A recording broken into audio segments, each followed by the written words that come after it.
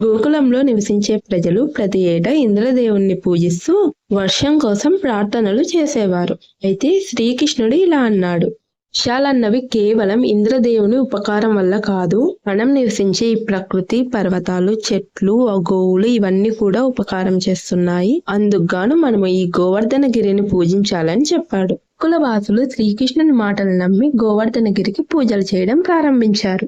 అది చూసిన ఇంద్రదేవుడు గోకులం మీద పగపట్టి భారీ వర్షాలు కురిపించాడు. ఆ సమయంలో శ్రీకృష్ణుడు గోవర్ధన పర్వతాన్ని తన చిటికెన వేలుతో ఎత్తి గోకుల వాసులకి, గోవులకు రక్షణ కల్పించాడు. ఎవరికి ఎలాంటి హాని జరగలేదు. చివరికి తప్పు తెలుసుకున్న ఇంద్రుడు శ్రీకృష్ణుని క్షమాపణ కోరాడు.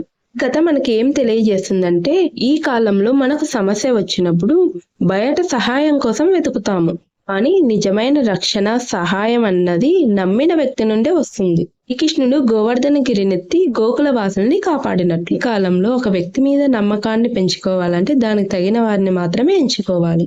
నచ్చితే లైక్ చేసి మీ అభిప్రాయాన్ని కామెంట్ చేయండి.